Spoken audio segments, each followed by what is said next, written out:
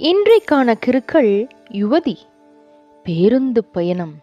என் முன்னால் ஒரு யுவதி. அழகிய கைப்பை ஒரு கையில், செவி இரண்டிலும் காதொளிப்பான்.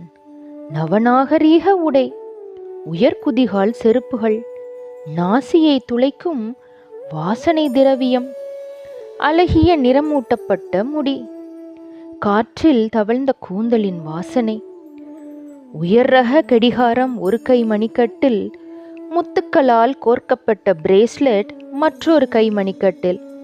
என் மனம் ஆட்டம் கண்டது. நான் இறங்க வேண்டிய இடம் வந்தும் இறங்க மனமில்லை. என் புறம் அவள் திரும்ப தவம் இருந்தேன். கடவுளின் கருணை பார்வை என் மீது வீச அவள் என் புறம் திரும்பினாள். மூச்சடைத்து போனேன். அவள் பார்ட்டி இல்லை, பாட்டி என்று தெரிந்ததும்.